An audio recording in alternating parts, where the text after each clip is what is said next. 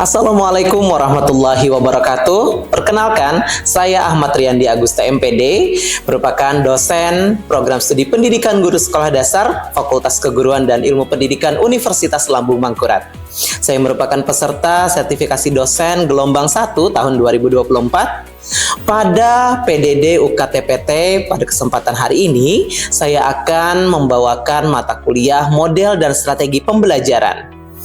Mata kuliah model strategi pembelajaran yang akan saya tayangkan cuplikan pembelajarannya merupakan mata kuliah yang membahas tentang konsep, model, dan strategi pembelajaran yang dibutuhkan sesuai dengan problematika pembelajaran di sekolah dasar. Mata kuliah ini akan mengulas konsep dasar, model, dan strategi pembelajaran yang dapat mengembangkan berbagai keterampilan siswa yang dibutuhkan oleh generasi di era revolusi industri 4.0.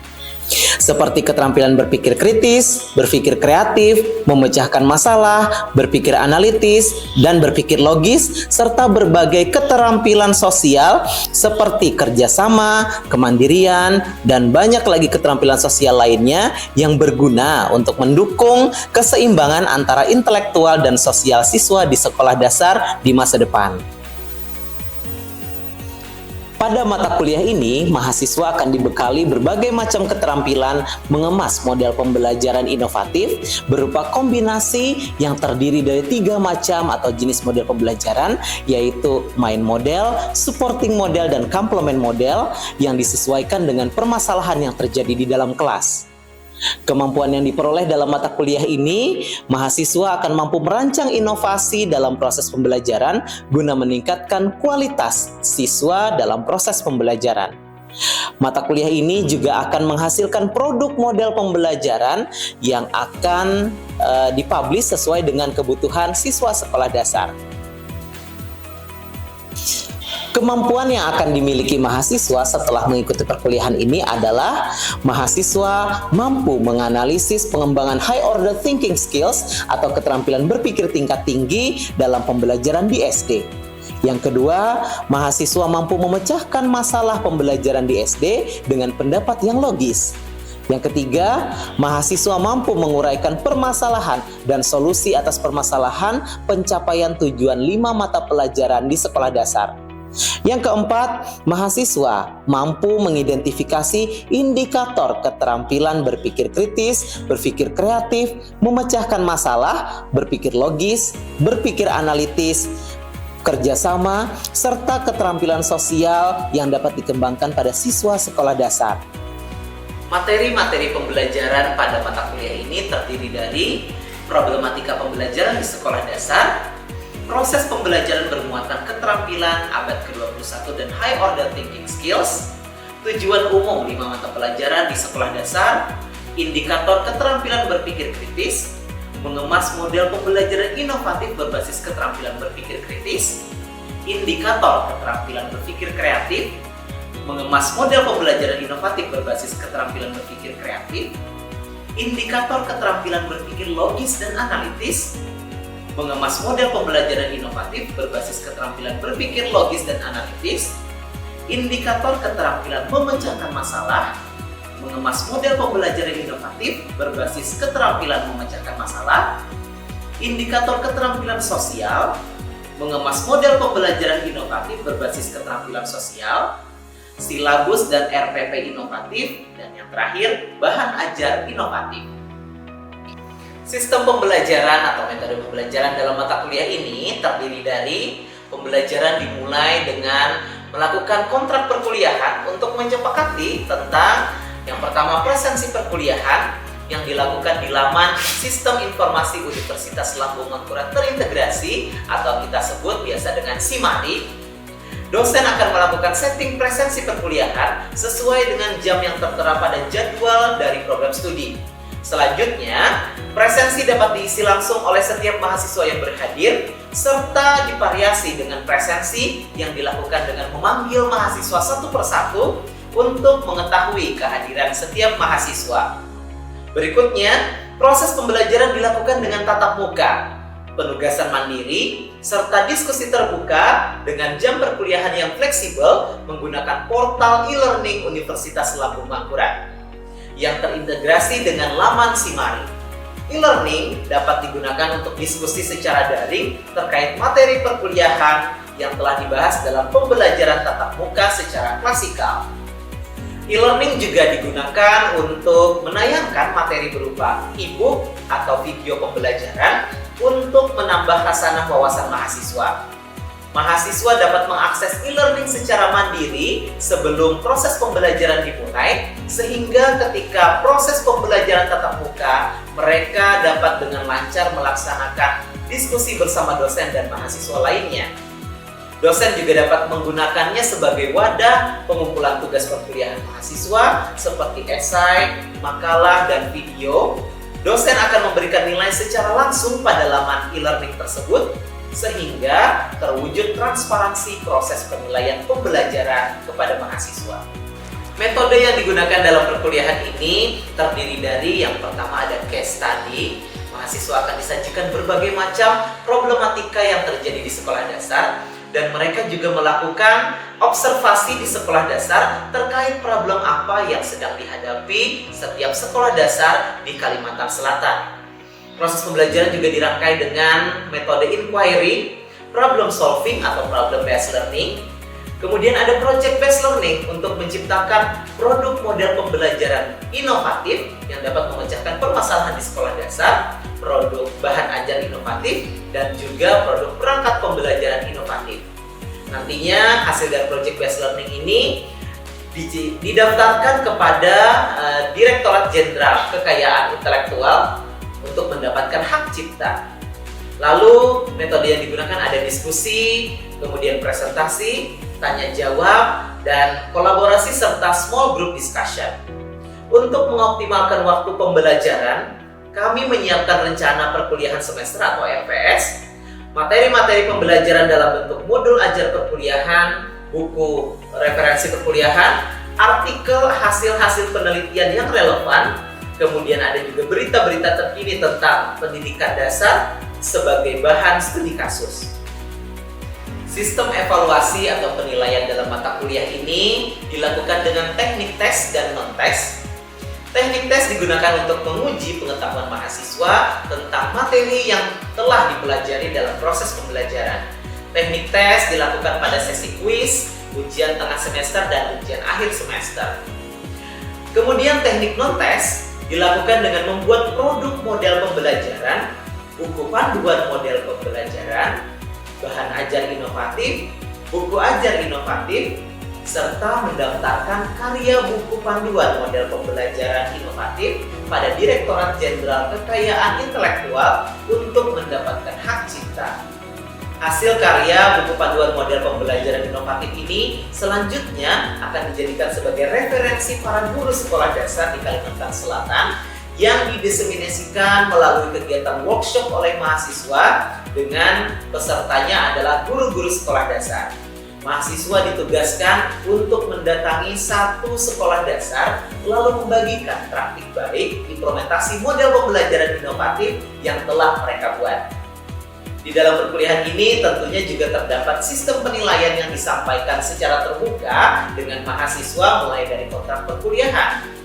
Nah, yang disepakati adalah bobot perkuliahan berupa aktivitas sebesar 20%, tugas 20%, UTS atau ujian tengah semester 30%, dan ujian akhir semester sebesar 30%.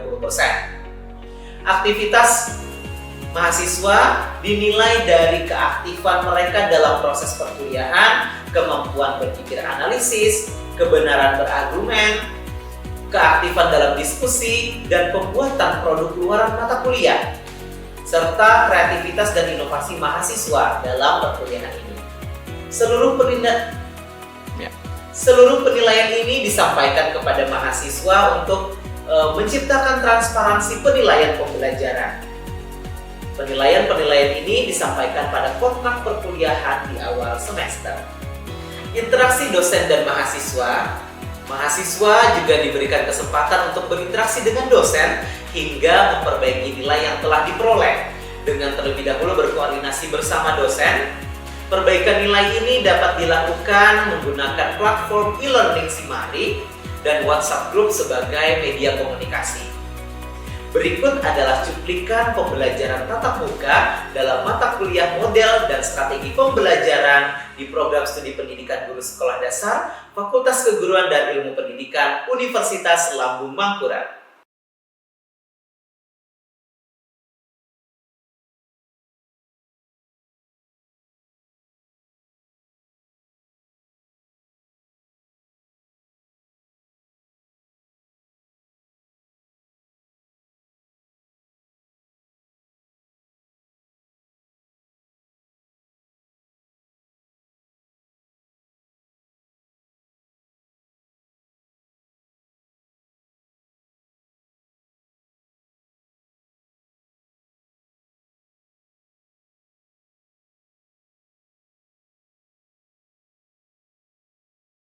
Baik rekan-rekan, sudah mengisi presensi di laman Simari? Sudah. Baik, nampaknya hari ini semua segar-segar semua. Bagaimana kabarnya hari ini? Oke, sehat semua ya? Oke, nampaknya sudah sangat bersemangat untuk mengikuti pembelajaran karena ini wajah-wajah ingin menjadi guru-guru profesional dan inspiratif.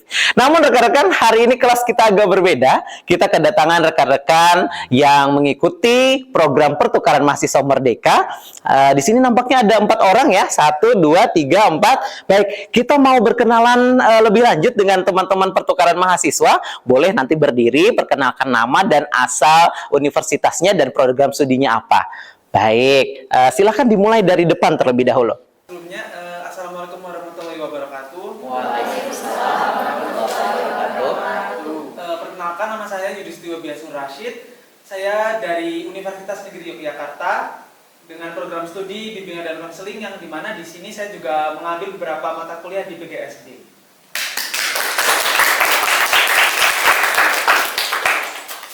Baik, perkenalkan Bapak dan teman-teman semua, nama saya Adi Syahputra, saya dari Universitas Al-Ma'ata Yogyakarta, prodi asal saya Pendidikan Guru Madrasah Ibtidaiyah. Baik, perkenalkan nama saya Nadia Eka Pramata, saya dari Universitas Negeri Surabaya. Di kampus asal saya ngambil Pendidikan Guru Sekolah Dasar, sama dengan yang di sini juga.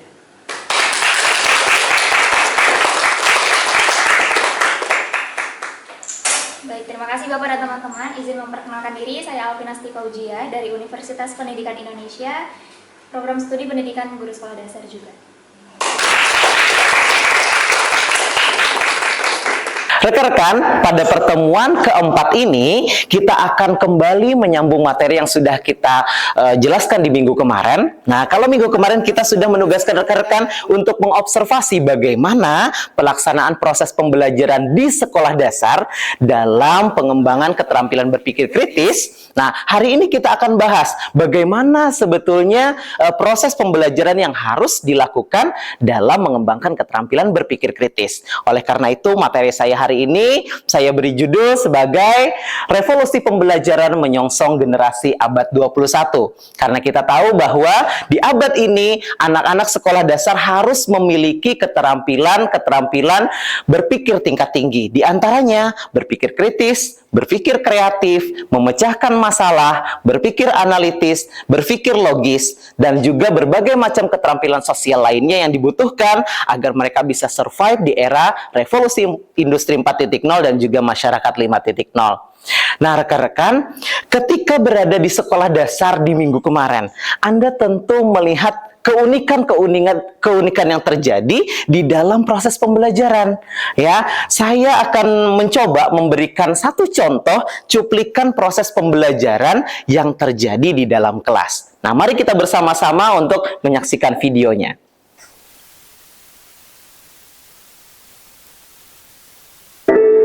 Anak-anak, seminggu kemarin kita telah belajar tentang binatang mamalia. Coba, apa arti binatang mamalia itu?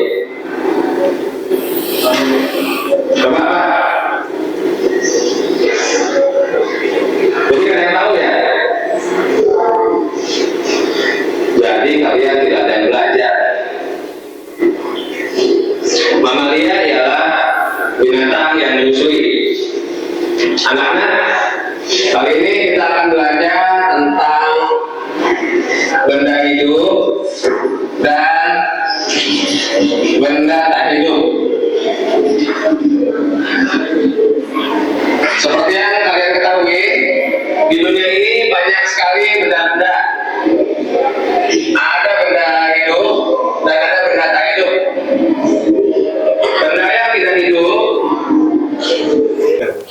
Nah, rekan-rekan, apa yang didapatkan dari video tersebut? Siapa yang mau memberikan tanggapannya?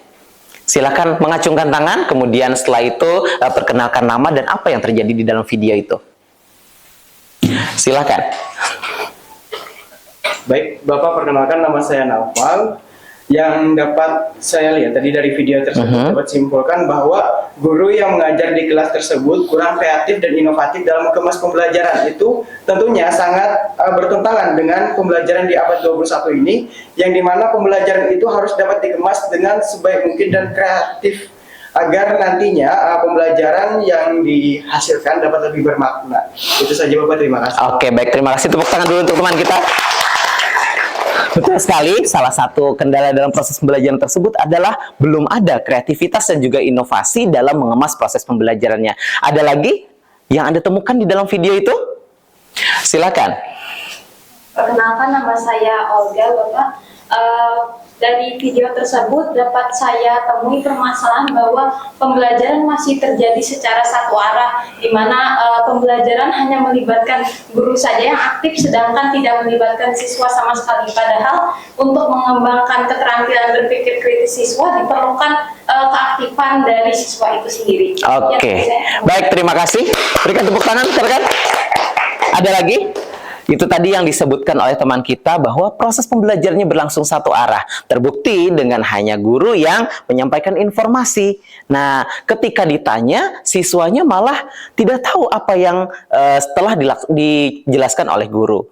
Nah, silakan. Ada lagi yang ingin memberikan tanggapannya? Oke, baik rekan-rekan. Siapa lagi yang ingin memberikan tanggapannya? Oke, silakan. Yang di tengah. Baik, perkenalkan nama saya Selfie.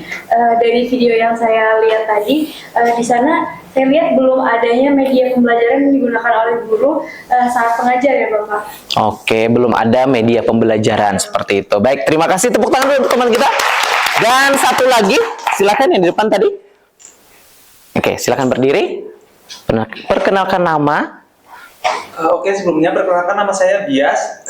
Berdasarkan video yang saya lihat tadi tentang bagaimana proses pembelajaran anak usia SD di kelas, saya belum menemukan adanya kegiatan yang dapat mengembangkan keterampilan berpikir kritis siswa. Jadi kegiatan pembelajaran masih bersifat monoton seperti pernyataan apa itu definisi mamalia. Belum ada hal-hal yang memancing siswa untuk berpikir kritis seperti mungkin bagaimana mamalia hidup atau bagaimana ciri-ciri dari mamalia. Jadi masih itu juga tidak sesuai dengan pembelajaran di abad 21 yang mana kita dituntut atau bukan dituntut, maksudnya kita diajarkan untuk dapat meningkatkan skill HOTS atau high order thinking skill bagi siswa. Oke, baik, terima kasih. Tepuk tangan dulu untuk teman kita. Memang rekan-rekan, ujungnya adalah proses pembelajaran yang dilakukan di dalam video sebelumnya tidak ada memberikan kesempatan kepada siswa untuk melatih keterampilan berpikir kritisnya. Nah, padahal di abad ini dibutuhkan keterampilan berpikir tingkat tinggi seperti yang tadi saya jelaskan, salah satunya adalah keterampilan berpikir kritis. Nah, rekan-rekan, mari kita kupas bersama apa yang ada di dalam video. Mari kita baca apa yang tayang di dalam tampilan PowerPoint ya. Yang pertama, apa ini? Pembelajaran berlangsung satu arah seperti yang disampaikan oleh teman-teman tadi, bahwa proses pembelajarannya masih didominasi oleh ceramah. Nah, hanya guru yang menyampaikan informasi. Lalu berikutnya, ada lagi tidak ada kegiatan yang membangkitkan gairah siswa. Terbukti dengan siswanya seperti apa? Mereka memilih untuk berbicara, bermain dengan temannya, ya. Nah, ini dia, to the point yang membosankan. Maksudnya gimana? Guru tidak ada memberikan apersepsi, mengaitkan dengan pengetahuan sebelumnya. Ya, langsung hari ini dijelaskan bahwa akan belajar tentang mamalia, padahal siswa belum tahu apa itu mamalia. Nah, seharusnya pembelajaran bisa lebih kontekstual dengan mengaitkan apa yang ada di sekitar anak. Nah, apa ini?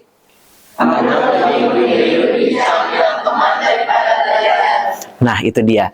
Akhirnya adalah mereka lebih memilih kegiatan lain daripada belajar.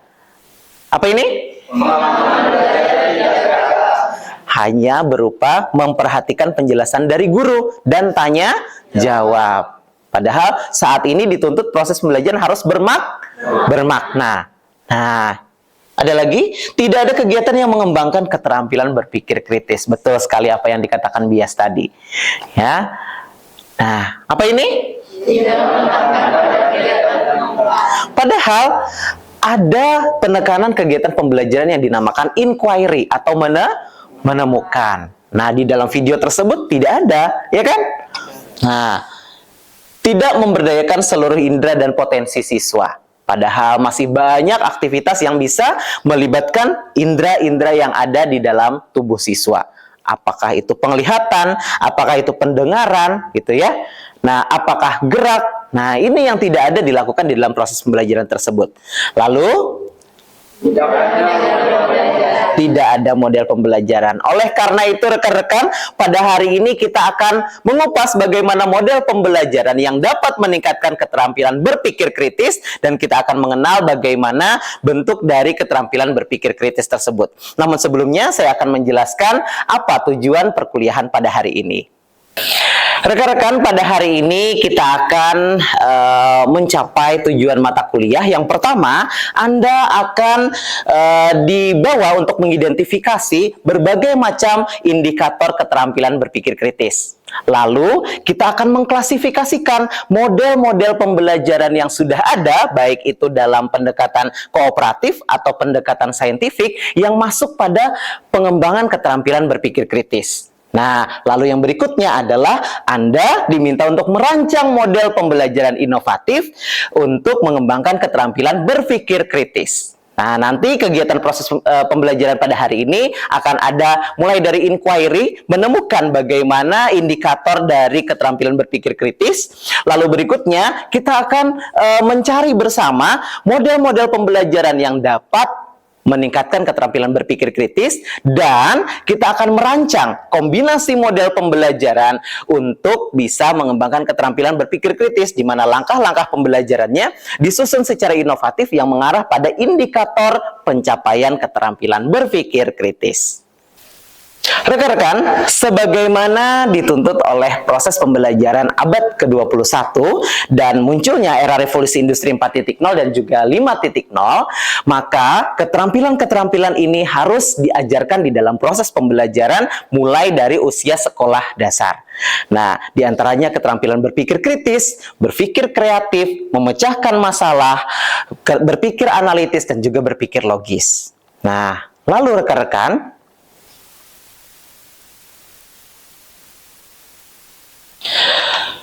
ketika kita mau melaksanakan proses pembelajaran di abad ini, maka kita harus mengenal terlebih dahulu bagaimana proses pembelajaran yang harusnya terjadi di dalam proses pembelajaran abad ke-21.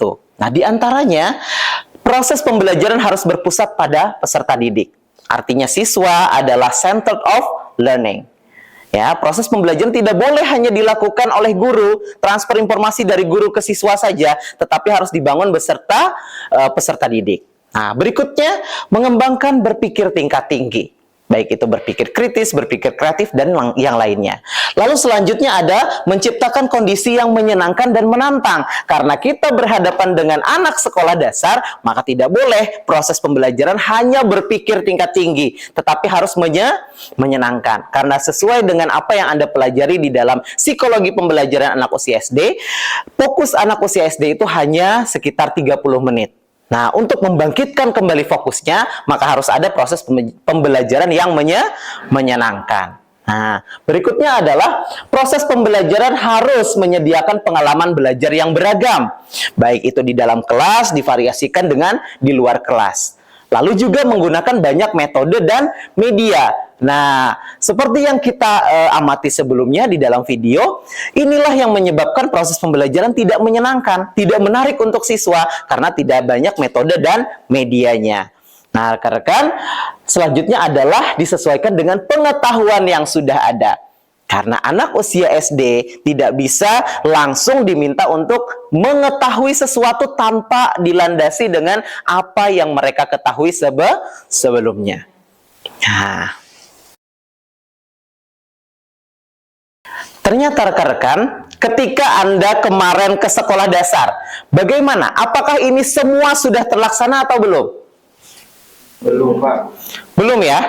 Nah, inilah yang menyebabkan proses pembelajaran itu belum sesuai dengan harapan dari abad ke-21, revolusi industri 4.0 dan juga masyarakat 5.0. Lalu rekan-rekan, apa yang harus kita lakukan? Nah, inilah tugas kita bersama untuk mengembangkan 4 keterampilan minimal yang harus dimiliki oleh peserta didik. Ya, kita kenal dengan yang namanya 4C. Nah, ada critical thinking, creativity, kemudian berikutnya ada communication and collaboration. Nah, itu dia rekan-rekan. Ketika kita mau mengembangkan keterampilan berpikir kritis, maka kita harus menggali terlebih dahulu bagaimana indikator dari keterampilan berpikir kritis. Nah, sesuai dengan pendapat pakar yang menemukan pertama kali berpikir kritis ini, salah satu pakarnya adalah Ennis. Dia menyatakan bahwa siswa itu dikatakan memiliki keterampilan berpikir kritis kalau memenuhi indikator sebagai berikut. Yang pertama, mampu memberikan penjelasan sederhana. Nah, hal ini meliputi apa? Memfokuskan pertanyaan, bisa menganalisis argumen, bisa bertanya, bisa menjawab. Nah, ini adalah keterampilan dasar dari berpikir kritis. Yang kedua, membangun keterampilan dasar atau basic support. Nah, bagaimana ciri-cirinya? Mempertimbangkan kredibilitas sumber dan melakukan pertimbangan observasi. Ketika mencari sumber informasi, tidak langsung percaya. Harus dipertimbangkan. Nah, mencari berbagai macam sumber. Itulah sebabnya proses pembelajaran harus memiliki beragam sumber belajar. Itu. Berikutnya, penarikan kesimpulan. Mereka mampu menarik kesimpulan seperti mempertimbangkan deduksi, kemudian berikutnya menyusun dan mempertimbangkan induksi, dan mengambil keputusan dan mempertimbangkan hasilnya. Gitu ya. Dan keterampilan yang ketiga adalah indikatornya memberikan penjelasan lebih lanjut yang meliputi mengidentifikasi istilah dan mempertimbangkan definisi serta mengidentifikasi asumsi. Dan yang berikutnya adalah mengatur strategi dan taktik untuk memecahkan satu permasalahan. Nah, berarti keterampilan berpikir kritis ini adalah basicnya keterampilan untuk bisa menciptakan keterampilan-keterampilan lainnya. Tidak mungkin ada keterampilan memecahkan masalah tanpa berpikir kritis. Tidak mungkin ada kreativitas tanpa berpikir kritis. Itulah pentingnya keterampilan berpikir kritis yang pertama harus dikembangkan pada anak usia sekolah dasar. Untuk mengembangkan keterampilan berpikir kritis, maka yang perlu kita lakukan adalah mempelajari bagaimana seharusnya proses pembelajaran itu dilakukan dan bagaimana tahapannya agar keterampilan berpikir kritis tadi dapat dikembangkan pada siswa. Nah, oleh karena itu berdasarkan beberapa jurnal yang saya kumpulkan dan penelitian yang telah kami lakukan, di sini kami simpulkan bahwa harus ada kegiatan questioning and answer. Artinya memancing anak untuk mengemukakan fakta, bertanya dan menjawab secara jujur tentunya. Lalu yang berikutnya ada argument analysis. Nah, anak diminta untuk mengemukakan fakta yang diberikan namun harus masuk akal. Ya, faktanya harus sesuai dengan realita. Berikutnya adalah data interpretation. Anak diajak untuk mengumpulkan data, kemudian data tersebut diidentifikasi kebenarannya. Sehingga untuk mengidentifikasi kebenaran ini, anak harus mengumpulkan data dari berbagai sumber. Nah, berikutnya adalah conclude the argument and solution. Melatih anak untuk selalu mempertanyakan satu keputusan dan apa yang terjadi dengan implementasi dari keputusan tersebut. Nah, jadi dari sebuah kesimpulan atau dari sebuah keputusan untuk memecahkan permasalahan, anak membayangkan apa yang akan terjadi jika hal ini diterapkan. Begitu. Lalu berikutnya, distinguish and relevance of the argument. Melatih anak untuk berani menyangkal argumen ketika menemukan informasi yang memang betul sesuai dengan sumber yang dia temukan. Nah, hal-hal inilah yang harus ada di dalam proses pembelajaran. Berbekal dari ini semua rekan-rekan, saya mau tahu dong bagaimana kondisi proses pembelajaran yang Anda temukan di sekolah dasar di minggu kemarin. Nah, untuk itu, rekan-rekan kami minta untuk berada di dalam kelompoknya agar bisa mengemukakan apa yang terjadi di dalam proses pembelajaran. Mari kita membentuk kelompoknya, berdiri semua. Oke. Mari kita bentuk kelompoknya. Kita sudah berada di dalam kelompok masing-masing. Nah, untuk itu, saya persilahkan kelompok 1 terlebih dahulu untuk memaparkan kondisi yang ditemukan ketika observasi di minggu kemarin. Silakan. Oke. Baik Bapak, terima kasih banyak atas kesempatan yang telah diberikan. Jadi kami dari kelompok 1 telah mengobservasi di SDN Kelayan dalam 3, yang dimana kami di sana menemukan bahwa 20 orang dari 26 orang siswa yang seharusnya dapat membuat kesimpulan terhadap hasil pembelajaran, ternyata siswa belum bisa membuat kesimpulan secara deduksi umum ke khusus, dan juga belum bisa membuat kesimpulan secara induksi khusus ke umum. Nah, jadi juga ada tambahan nih bahwa belum bisa memberikan alasan dari jawaban yang telah mereka berikan, dan juga mereka belum bisa memberikan tanggapan dari orang lain. Siswa di sana masih belum bisa untuk membuat kesimpulan secara deduktif ataupun induktif. Jadi tadi itu adalah kesimpulannya Pak. Karena ketika ditanya mengenai perbedaan bangun ruang dan bangun datar, siswa belum bisa menjawab padahal guru telah menerangkan secara khusus ciri-ciri dari bangun ruang dan bangun datar. Tentu sangat jauh berbeda Pak, tapi siswa di sana masih belum bisa dapat memberikan kesimpulannya tadi. Nah, jadi itu adalah permasalahan yang kami dapatkan ketika kami mengobservasi di SDN Kelayan dalam 3 Banjarmasin. Itu saja Pak, terima kasih. Oke, baik, tepuk tangan untuk kelompok 1. Setelah observasi selama 1 minggu, ternyata ditemukan bahwa salah satu indikator dalam keterampilan berpikir kritis belum tercapai sepenuhnya.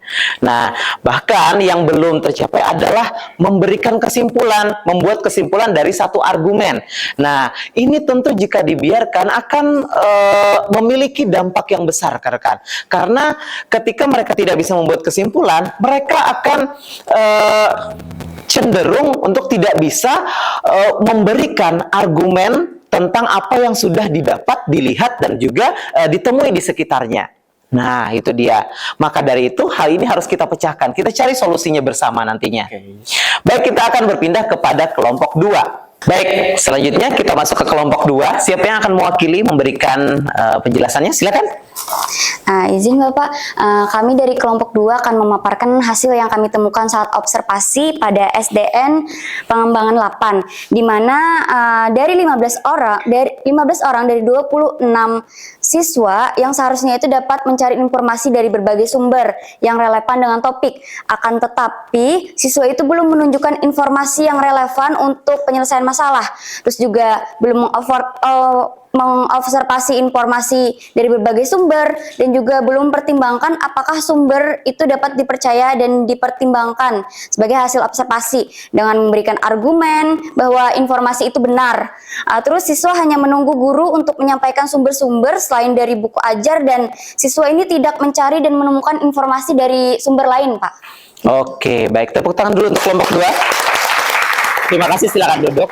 Nah, rekan-rekan, ketika permasalahan ini dibiarkan, ini kan permasalahannya adalah tidak ada upaya untuk mencari informasi dari berbagai macam sumber. Ada 2 kemungkinan. Yang pertama, memang siswa tidak mau mencari tahu, dan mungkin yang kedua adalah sumber belajar yang dimiliki atau disediakan itu tidak ada. Nah, oleh karena itu diperlukan adanya 2 pihak yang harus aktif di sini. Yang pertama, guru menyediakan sumber belajar yang beragam, dan yang berikutnya adalah memancing anak memanfaatkan sumber belajar yang disediakan untuk bisa mencari informasi lebih detail dan lebih banyak lagi. Nah, ini juga sama dengan kita di perguruan tinggi. Informasi dari berbagai sumber itu dibutuhkan, karena tidak boleh hanya berpatokan pada satu informasi saja, karena saat ini sudah banyak sekali informasi yang berkembang yang dipaparkan oleh banyak pakar, banyak ahli. Seperti itu. Kita akan berpindah ke kelompok 3 ya. Selanjutnya kelompok 3, siapa yang akan mewakili? Oke, baik, silakan. Oke, baik, terima kasih Bapak atas kesempatannya. Kelompok 3 dari SDN Basiri 10 izin menyampaikan bahwa 20 siswa dari 26 peserta didik yang seharusnya sudah terampil untuk mengatur strategi dan taktik untuk menyelesaikan masalah, akan tetapi pada kenyataannya peserta didik belum dapat merumuskan masalah dan belum dapat untuk mengatur strategi. Nah, kemudian untuk masalah tersebut belum juga dapat dialternatifkan untuk dicari sumber masalahnya dan penyelesaiannya, sehingga mereka juga kesulitan untuk berinteraksi dengan orang lain untuk dapat menyelesaikannya, Bapak. Oke, baik. Tepuk tangan untuk kelompok 3. Oke, silakan duduk. Permasalahan yang ditemui oleh kelompok 3, ternyata siswa belum mampu menerapkan strategi dan juga taktik untuk pemecahan masalah. Padahal keterampilan berpikir kritis adalah fondasi untuk bisa membuat siswa mampu berpikir memecahkan masalah. Nah, untuk itu rekan-rekan, jika hal ini dibiarkan, ini nantinya cenderung siswa itu akan tidak peduli dengan apa yang terjadi di dalam lingkungannya. Mereka tidak ada upaya untuk melakukan pemecahan masalah, apakah itu masalah pribadi atau masalah yang berhubungan dengan lingkungannya. Mereka cenderung menjadi pribadi yang cuek terhadap apa yang sedang terjadi di lingkungan mereka. Nah, ini harus kita carikan solusinya.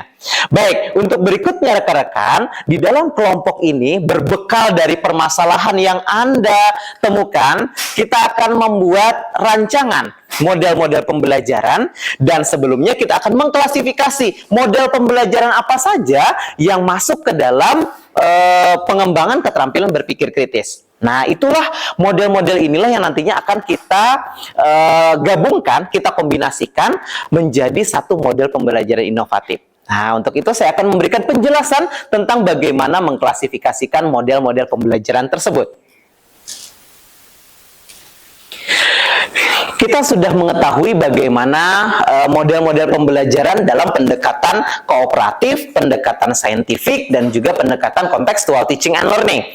Di sini saya sediakan beberapa model pembelajaran yang masuk pada model-model pembelajaran yang berorientasi pengembangan keterampilan berpikir kritis. Di antaranya ada problem-based learning, ada inquiry, kemudian berikutnya ada discovery learning, ada jigsaw, ada juga mind mapping, group investigation, dan lain-lain. Nah, masih banyak lagi model-model pembelajaran yang masuk pada pengembangan keterampilan berpikir kritis. Ya, yang belum masuk di sini diantaranya ada project based learning juga masuk. Kemudian setelah itu case study juga masuk. Ya, dan model-model pembelajaran ini cirinya adalah dia ada menuntut siswa atau memberikan kesempatan kepada siswa untuk menyatakan argumennya, kemudian menggali informasi dari berbagai macam sumber, bertukar informasi dengan sesama temannya. Nah, inilah model-model yang masuk pada klasifikasi keterampilan berpikir kritis. Lalu rekan-rekan, untuk membuat model pembelajaran itu bermakna untuk siswa sekolah dasar, kita kembali mengingat bagaimana kondisi psikologis anak usia SD. 1. Mereka memiliki fokus berapa menit untuk belajar maksimal? 30 menit. Supaya bisa membangkitkan gairah mereka dalam belajar selama lebih dari 30 menit, harus ada transisi model pembelajaran yang bisa mengembangkan motivasinya. Nah, oleh karena itu kita perlu dukungan model-model pembelajaran lainnya. Contohnya, kalau misalnya siswa seharian melakukan problem-based learning, bosan nggak? Bosan. Oleh karena itu kita carikan solusinya dengan model-model pembelajaran yang lebih ramai. Ya, yang bisa melibatkan indranya. Nah, seperti gerakkah, penglihatankah, kemudian pendengarankah, bisa juga diberi media pembelajaran. Untuk bisa melakukan kombinasi model pembelajaran, rekan-rekan harus mengenal 3 istilah ini. Yang pertama adalah mind model. Ini adalah model utama yang biasanya cirinya memiliki langkah-langkah yang full mengembangkan keterampilan berpikir tingkat tinggi.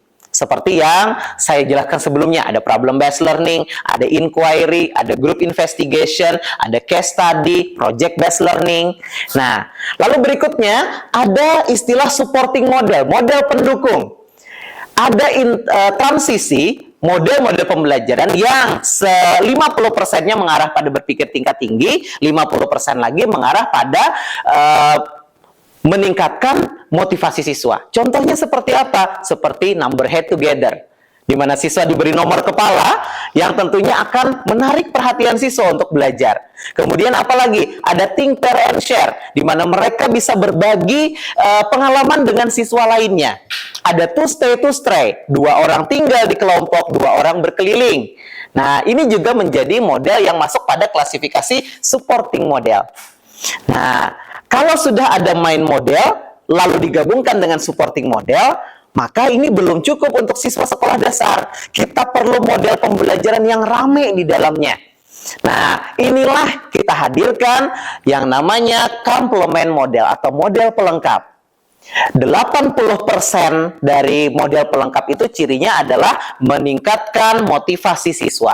Contohnya seperti apa? Snowball throwing, talking stick, ya, kemudian ada lagi model team game turnamen, nah, kancing gemerincing.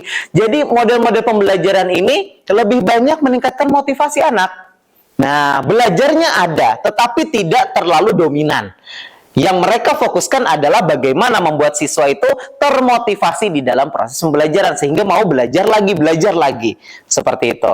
Ketika sudah kita gabungkan 3 macam model pembelajaran ini, maka jadilah satu model pembelajaran inovatif. Tugas rekan-rekan semua adalah membuat model pembelajaran inovatif yang menggabungkan antara main model, supporting model, dan juga complement model. Nah, lalu kita beri langkah-langkah pembelajaran yang inovatif susunan dari rekan-rekan semua. Kita beri nama dengan nama yang unik. Nah, gitu ya. Nanti saya akan berkeliling di setiap kelompok untuk membantu rekan-rekan membuat model pembelajaran tersebut yang mengarah pada pengembangan keterampilan berpikir kritis. Oke, siap untuk bekerja kelompok ya rekan-rekan ya? Nah, oke, dimulai dari yang pertama, rekan-rekan memilih main model apa yang mau dijadikan sebagai model utamanya. Lalu model pembelajaran apa yang mau dijadikan sebagai supporting modelnya. Lalu model pembelajaran apa yang mau dijadikan sebagai complement modelnya.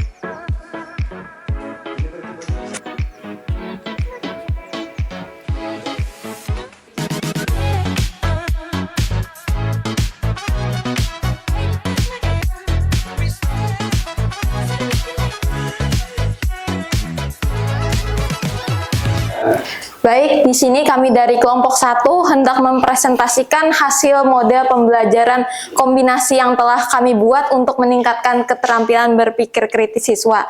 Jadi di sini kami memberikan nama model yang kami buat, yakni model pembelajaran Antasari atau Antasari Learning Model.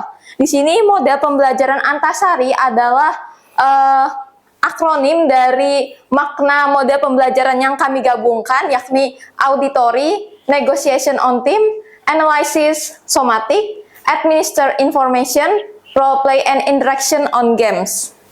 Model Antasari ini juga menggabungkan beberapa model pembelajaran, diantaranya ada model somatic, auditory, visualization, and intellectually atau yang dikenal dengan SAVI.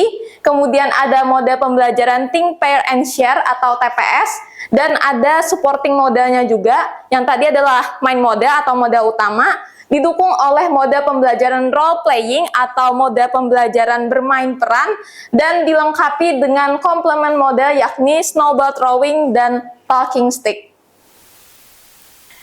Untuk langkah-langkah pembelajarannya tentunya diawali dengan model pembelajaran SAVI yang menggabungkan aspek kognitif, psikomotorik, dan afektif siswa, kemudian juga melibatkan indera pendengaran dan juga penglihatan siswa, dan juga melibatkan kegiatan berpasangan, di mana pasangan ini nanti akan saling bertukar informasi mengenai masalah yang disajikan, dan juga nanti dalam pembelajaran tersebut melibatkan bermain peran antara beberapa siswa, dan juga nanti diakhiri dengan model pembelajaran snowball throwing yang menggunakan bola-bola kertas yang berisikan pertanyaan dan bisa menjadi memotivasi siswa untuk menjawab atau mengingat kembali materi yang telah diajarkan, dan juga model pembelajaran talking stick, di mana model pembelajaran ini melibatkan siswa untuk aktif menyampaikan pendapatnya dan juga mengingat kembali materi yang telah diajarkan. Oke, baik, selamat siang semuanya. Siang. Kami dari kelompok 2 ingin mempresentasikan hasil kerja atau proyek dari kelompok kami. Di sini kami ada membuat media pembelajaran, yaitu sebuah games yang bernamakan Gawi Batuntung, yaitu dengan makna mengerjakan hingga tuntas atau hingga selesai. Nah, di sini gamenya tuh kita memadupadankan antara belajar dan juga bermain, sehingga para audiens kita, anak siswa SD itu bisa belajar sambil bermain dan berinovasi sekaligus berkreativitas.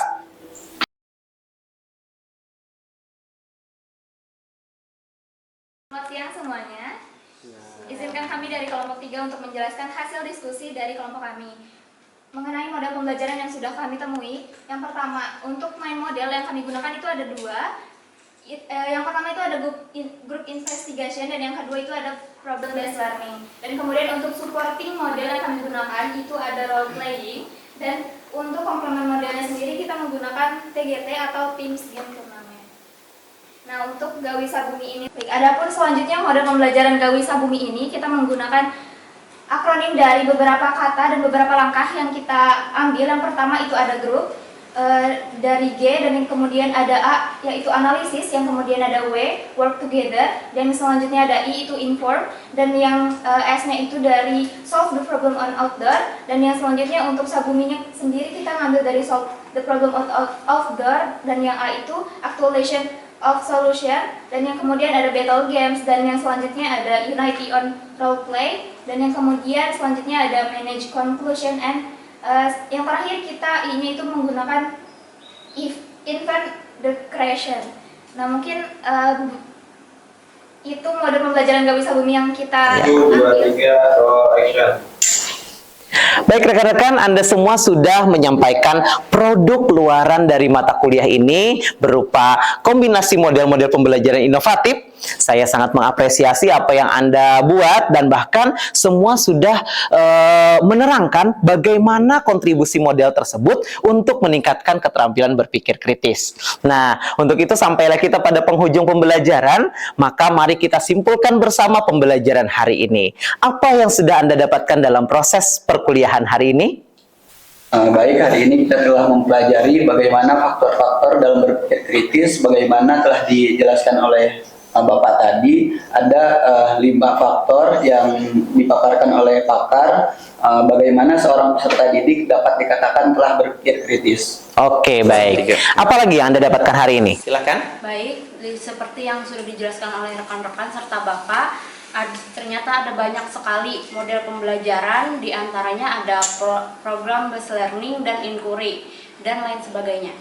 Dari paparan kesimpulan yang sudah Anda sampaikan, maka tuntas sudah pembelajaran kita hari ini sesuai dengan tujuan pembelajaran kita. Yang pertama, kita mengetahui bagaimana indikator dari keterampilan berpikir kritis. Yang kedua, kita sudah mengklasifikasi model-model pembelajaran apa yang dapat meningkatkan keterampilan berpikir kritis. Dan berikutnya, Anda sudah merancang model pembelajaran inovatif yang dapat meningkatkan keterampilan berpikir kritis. Jika model ini diterapkan di sekolah dasar, rekan-rekan, ini akan berpotensi bisa membuat siswa itu lebih lagi meningkat motivasinya dalam belajar, dan tentunya berpikir kritisnya akan meningkat. Nah, rekan-rekan, disimpan model pembelajaran tadi untuk nantinya kita akan bawa ke sekolah dasar untuk kita diseminasikan. Nah, diseminasi ini dalam bentuk workshop. Nantinya rekan-rekan akan bawa model pembelajaran inovatif ini ke sekolah dasar. Kita akan menceritakan kepada guru-guru di sana bagaimana model Gawi Sabumi, bagaimana model Antasari, bagaimana media pembelajaran Gawi Manuntung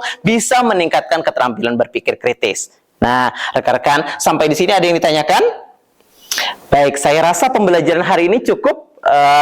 Sampai berjumpa di pertemuan berikutnya. Untuk melengkapi apa yang sudah Anda dapatkan hari ini, Nah, nantinya rekan-rekan mendapatkan tugas mandiri untuk mempelajari bahan-bahan perkuliahan yang sudah saya tayangkan. Ini saya upload di laman e-learning Simari kita. Silahkan dibuka dan nantinya kita akan sambung dengan kegiatan diskusi secara mandiri di laman Simari. Nanti juga saya akan buka di situ, saya akan jawab komen-komen rekan-rekan semua seputar diskusi kita. Nah, jadi rekan-rekan, terima kasih atas perhatiannya, terima kasih atas kontribusi rekan-rekan hari ini aktif dalam proses pembelajaran. Saya memohon maaf apabila ada hal-hal yang kurang berkenan selama saya memandu pembelajaran pada hari ini. Kita berharap rekan-rekan semua bisa menjadi guru-guru yang inovatif, kreatif, dan juga menjadi guru inspiratif di masa mendatang. Tepuk tangan dulu untuk kita semua. Akhir kata, wabillahi taufiq wal hidayah. Assalamualaikum warahmatullahi wabarakatuh. Salam sejahtera untuk kita semua.